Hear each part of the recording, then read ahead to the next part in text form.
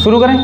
ठीक, चलिए भैया सुनिए, समझाया जा चुका है, एक ही फिगर में सब बनाया जा चुका है। इधर सुनो, हम बनाते जाएंगे, आपके दिमाग में बैठता चला जाएगा। ध्यान सुनिएगा भैया, हमने यहाँ पे एक OB किरण खींच दी, हमने यहाँ पे एक OB किरण खींच दी, क्या लिख दिया? थीटा।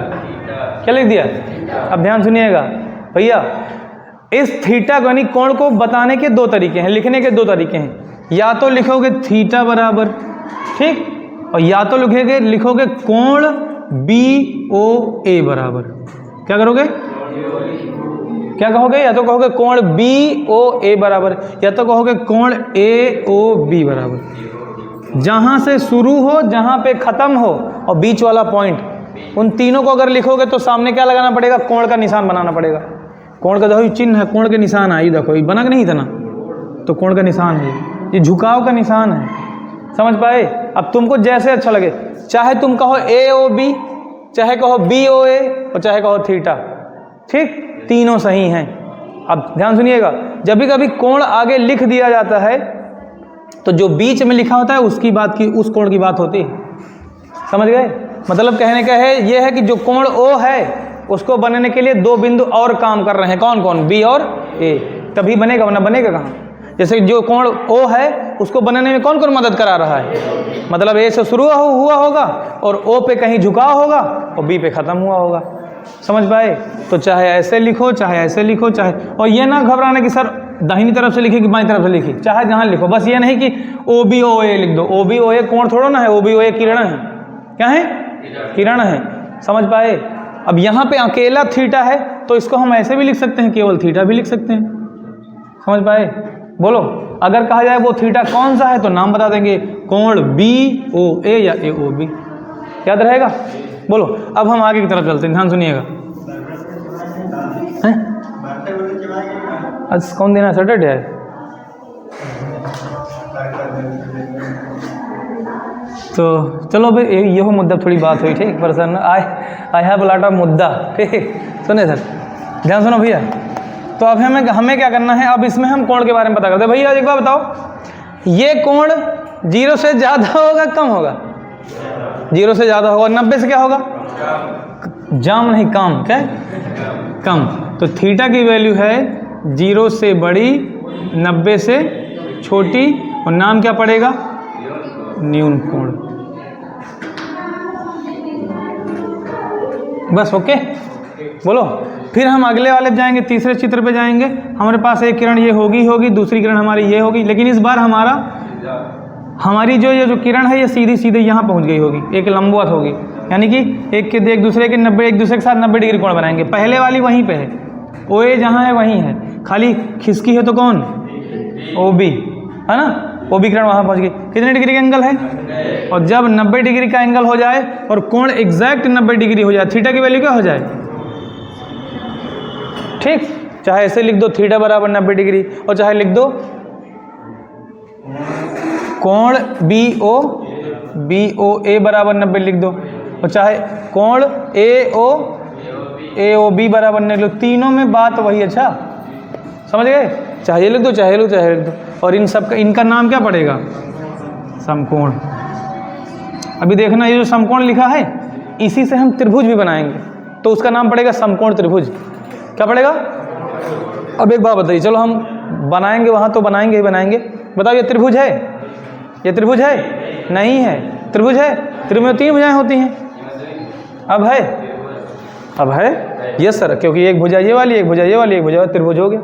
बोलो, पहले इसका नाम क्या था? समकोण। 3 भुजाएं हो गई तो त्रिभुज। पूरा नाम क्या पड़ेगा? समकोण त्रिभुज। ऐसा त्रिभुज जिसका एक कोण कम से कम एक ही हो ही सकता है, किसी भी त्रिभुज में केवल एक ही कोण 90 हो सकता है कम से कम। ऐसा त्रिभुज जिसका एक कोण 90 डिग्री हो, समकोण त्रिभुज कहलाता है। समझ पाए? जब हम यहाँ पे 2D फिगर बनाएंगे, समकोण त्रिभुज 2D फिगर होता है, क्योंकि उसमें लंबाई भी होती है और चौड़ाई भी होती है, तो हम उसके बारे में फिर वहाँ बताएंगे। ये जो यहाँ बोल रहे हैं शब्दावली, ये सब काम आएगी भी आगे। जो कुछ भी यहाँ पढ़ रहे हो, ये 2D में भी काम आएगा, 3D में भी काम आएगा। 4D आप वाले में है नहीं, 4 डायमेंशनल आकृतियाँ आप में नहीं है। वो या तो 12th में है, या तो फिर हायर मैथमेटिक्स BSc और MSc में है, जो कि आप वाले में है नहीं। ठीक, उसको कोई काम नहीं। इधर सुनिए भैया, ध्यान सुनिएगा। तो ये हो गया आपका समकोण त्रिभुज। ओके, समकोण त्रिभुज नहीं, समकोण खाली, अभी ये आकृति कोई नहीं है, खाली कोण की बात खाली कोण पढ़ रहे हैं, आकृतियां नहीं पढ़ रहे हैं। क्या पढ़ रहे हैं? कोण। फिर आगे हम अब ये सर समकोण की जगह पर एक हमारे पास थॉट और आता है, पूरक कोण का। क्या बोलो? तो पूरक कोण का मतलब 90 डिग्री। जब दो कोणों को जोड़ने पर 90 डिग्री आए तब पूरक कहलाएगा। समझ पाए? इसको हम नहीं कहेंगे कि पूरक है, 90 को पूरक नहीं कहेंगे, लेकिन हम कहेंगे जब दो कोणों को जोड़ने पर 90 प्राप्त होगा तब वो दोनों कोण जिनको जोड़ा गया है वो क्या कहलाएंगे? समझ गए? यानी हम कह सकते हैं पूरक कोण, दो पूरक कोणों का जो योग होता है वो 90 होता है, ऐसे कह देंगे। अच्छा, पूरक कोण को 90 मत कहना। अच्छा समझ पाए? दो पूरक कोण को जोड़ने पर कितना होता है? समझ गए? यानी पूरक कोण तभी होगा जब जोड़ने पर कितना है। अच्छा, हम मान लिया एक हमने कहा 51 है, बोलो, और एक है 40, क्या दोनों एक दूसरे के पूरक कोण हैं? क्यों? क्योंकि 91 आ रहा है, अगर 90 आता तो कह देते। समझ गए कि नहीं? बोलो। तो पूरक वाली हम यहाँ भी बता दिए, मिटा दें इसको।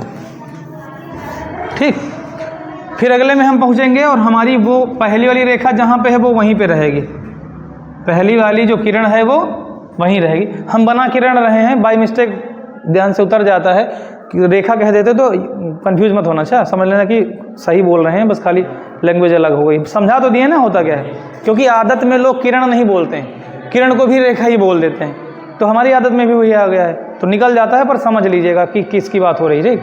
अब देखिए, अब आपकी वही वाली किरण, जो किरण अभी लंबवत थी, सर सुनो, इसको लंबवत भी बोलते हैं। अच्छा, इसको क्या बोलते हैं? जो ओबी किरण है इस पर लंबवत है। अरे यार, ओबी के लंबवत है अगर कहा जाए, इसको लिख के दिखाओ, गणित में कैसे लिखोगे? देखो, देखना, ध्यान सुनिएगा। ओए पर ओबी है ना लंबवत, तो लिखेंगे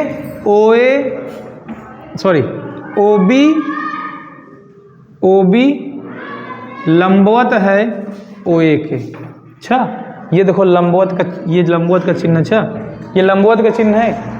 ज्यामिति में लंबवत का चिन्ह यही होता है, कोण का चिन्ह ये होता है, थीटा का ये होता है और लंबवत का ये होता है। अगर आपने कहीं पर भी ऐसे कर दिया तो समझ लेना कि आप रेखाओं की बात कर रहे हो। एक रेखा खड़ी है, एक उसके ऊपर क्या है, पड़ी है। समझ पाए? हाँ, एक पड़ी है और एक खड़ी है और एक दनादन नाच रही है। ठीक, बोलो। ये तो सुना होगा ना ये। हाँ हाँ, गांव में बुझाते हैं। हाँ, आगे तो आगे चले, पहुँचे। देखें भैया, तो लंबवत बनाने का ये एक मतलब सिंबल है। ओके, ओए को पहले लिख देते, ओबी को बाद में लिख देते, गलत सही है? गलत। क्या? क्योंकि यहाँ पे आधार ओए है। क्या है? ओए पर ओबी है। अच्छा, ओबी पर ओए नहीं है। ओबी पर ओए करोगे तो यू का ऐसे कर दो, फिर इसको पलट दियो खाली, बस। इसको क्या करो? पलट दियो। क्या करो? ठीक, इधर समझ पाए नहीं? बोलो। फिर आगे चलते हैं। अब वही हमारी रेखा, वही हमारी किरण जो लंबवत थी, वो लंबवत मतलब बराबर? नहीं नहीं नहीं नहीं, बिल्कुल नहीं। एक मिनट, बराबर किस अर्थ में बोल रहे हो? इधर सुनो, अगला बनाने से पहले इधर हमने ये वाली जो परपेंडिकुलर है, जो लंबवत है, वो इतनी बड़ी बना दी, ये इतनी बड़ी बना दी। एंगल 90 ही बनेगा। समझ पाए? एंगल 90 डिग्री ही बनेगा। एक काम करते हैं, हमने ये इतनी बड़ी बना दी, ये इतनी बड़ी बना दी, एंगल कितना बनेगा? 90 डिग्री। यानी कि किरणों के छोटे बड़े होने से कोण पर कोई फर्क नहीं पड़ता। कोण पर फर्क तभी पड़ेगा जब दोनों किरणों के बीच में झुकाव कम ज़्यादा हो। समझ गए? यहाँ हम किरणों की लंबाइयों से कोई मतलब नहीं हो। हमने पहले दिन बताया कि किरणों की लंबाइयाँ नहीं पता होती कितनी होती। पता है क्या तुमको? क्योंकि किरण की शुरुआत तो पता होती है पर अंतिम बिंदु नहीं पता होता, इसलिए नहीं कह सकते कौन लंबी है, कौन छोटी है, कौन बड़ी है। समझ पाए? इसको छोटी बड़ी कहना बेवकूफ़ी होगी। क्यों? क्योंकि हमें पता ही नहीं कि किरण कितनी छोटी बड़ी होती है। किरण का स्टार्टिंग पॉइंट पता होता है पर एंडिंग पॉइंट नहीं पता होता है, वो इन्फाइनाइट तक चली जाती है। समझ पाए? तो इसलिए इसके छोटे बड़े होने से एंगल पर कोई फर्क नहीं पड़ेगा। ये कहेंगे कि जब कभी किसी एक क्षैतिज रेखा पर कोई ऊर्ध्वाधर रेखा हो, ऊर्ध्वाधर जैसे ही कह देगा, बिना सोचे समझे कह देना एंगल 90 का ही बनेगा। ऊर्ध्वाधर खाली बोल दिया जाए तो समझ लेना कि कोण 90 का ही बनेगा। समझ पाए कि नहीं? बोलो। तो नहीं, खाली हो जाए फिर ये समझो, आज खाली करा धनतेरस में। मजबूरी है मेरे भाई, बोलो, नहीं तो हम इतना सहन नहीं करते हैं।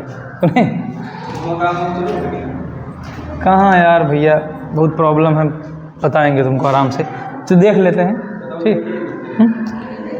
मिस्त्री उस्त्री का करी हो लगा यार, अभी थोड़ा भटकाव हो जाएगा, बताएंगे हम। इस वीडियो शूट हो रही है, अभी देख लीजिए, बाद में देखेंगे,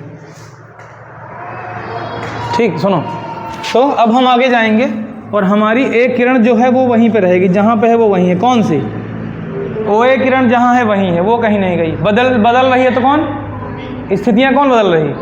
OB। और अभी OB परपेंडिकुलर, लंबवत से हटकर आगे चली जाएगी। तो अब देखना ध्यान से, पहले इतना झुकाव था, बोलो, अब इतना झुकाव हो गया है, अब झुकाव कुछ ज़्यादा हो जाएगा, बोलो। फिर को कहा 120 डिग्री, कहा है पिंड रोक करे हो, बता रहे हैं, का एग्जैक्ट नाम नहीं कह सकते हो, बोलो। 120 कैसे कह सकते हो तो बताओ, गलत तरीका है मेरे भाई, 120 नहीं कहना है, इसका एक नाम है, पर कितने डिग्री हम नहीं कहेंगे। हाँ, अधिक कोण बोल सकते हो, पर अब तुम बताओ, क्या अधिक कोण 120 डिग्री होता है? 91 तो होता है, 91 का भी तो होता है, 92 का भी तो होता है, 179 भी तो होता है, सबको अधिक कह सकते हैं, हैं? क्या करें? अधिक का मतलब होता है जो 90 से ज़्यादा हो और 180 से कम हो, उसको अधिक कोण बोलते हैं। अच्छा सुने अब इधर, तो ये देखो, अगर यहाँ तक होता तो समकोण, अब बताओ 90 से ज़्यादा हुआ कि नहीं? 90 से ज़्यादा, और अगर यहाँ तक होता तो 180 होता, तो ना तो 180 है और ना तो ये 90 है, उसके बीच में है। तो थीटा जो होगा वो क्या होगा? 90 से ज़्यादा होगा ना, 90 से ज़्यादा, थीटा 90 से ज़्यादा, उस तरफ मैंने मुंह खोल दिया इसका, और 180 से क्या है? कम है। तो इस कोण को क्या बोलेंगे? क्या बोलेंगे? अधिक कोण बोल देंगे, बस, बोलो। अब फिर से हम अगले वाले फिगर पे जाएंगे, अपने पांचवें फिगर पे। हमको पता है अब यही वाली हमारी लाइन यहाँ आ जाएगी, जहाँ डॉट बने थे, अब इसको हम यहाँ पहुँचा देंगे, और एक जो है वो पहले से, जो किरण हमारी पहले से थे वो वहीं पे रहेगी। अब हमारी OB कहाँ आ गई? जस्ट उसके अपोजिट, बोलो। अब बताओ, जो कोण यहाँ से स्टार्ट हुआ था, 90 पर गया था, यहाँ तक आया था, अब यहाँ तक पहुँच गया, बोलो। इसको क्या बोलेंगे? ऋजु कोण, जो कि होता है एग्जैक्ट कितना? 180 डिग्री। इसके दो नाम है, चाहे कहा जाए ऋजु कोण, क्या कहा जाए? ऋजु कोण, और चाहे कहा जाए सरल कोण। क्या बनेगा ये? क्या कहलाएगा? ये होगा टोटल 180 डिग्री का, बोलो। और जब कभी दो कोणों को जोड़ लिया जाए और उनकी वैल्यू 180 डिग्री आ जाए, तो वो दोनों कोण क्या कहलाएंगे? समपूरक कोण कहलाएंगे। क्या कहलाएंगे? समपूरक कोण कहलाएंगे, बोलो। समझ गए? जब दो कोणों को जोड़ लिया जाए और उनका टोटल कितना आ जाए, बोलो, टोटल आ जाए 180 डिग्री आ जाए, तो उनको क्या बोलते हैं? समपूरक कोण बोलते हैं। याद रहेगा, भूल जाओगे, ठीक। अब हम अगली वाली जाते हैं और हमारा छठा फिगर देखते हैं। OA हमारी जहाँ है वहीं रहेगी, OA हमारी जहाँ है वहीं रहेगी, हो गया। बताओ, बदल रही है स्थिति किस में परिवर्तन हो रहा है? OB में। OB पहुँच गई थी कहाँ तक? 180 तक। अब हमारी जो OB है वो थोड़ा सा नीचे चली जाएगी, यानी हमारा कोण यहाँ शुरू हुआ था, यहाँ पहुँच गया, बोलो। क्या कहेंगे इसको? बृहद कोण। क्या कहेंगे? बृहद कोण। और ये हमारा बृहद कोण जो होगा, इसकी एग्जैक्ट वैल्यू नहीं होती है, बोलो। बृहद कहो चाहे बृहद कहो, एग्जैक्ट वैल्यू नहीं होती, लेकिन ये कहेंगे थीटा जो होगा वो 180 से क्या होगा? ज़्यादा होगा। और 270 से क्या, यहाँ तक होता तो 270 होता ना, तो 270 से क्या होगा? कम होगा। तो इसका नाम क्या पड़ेगा? बृहद कोण, ठीक, बोलो। इसके बाद जब हम अगले वाले पे जाएंगे, जो हमारा लास्ट फिगर होगा, अब हमको पता है हमारी ये वाली लाइन 270 पे नहीं रुकेगी, हम सीधा ले जाके कहाँ रखेंगे? A पर।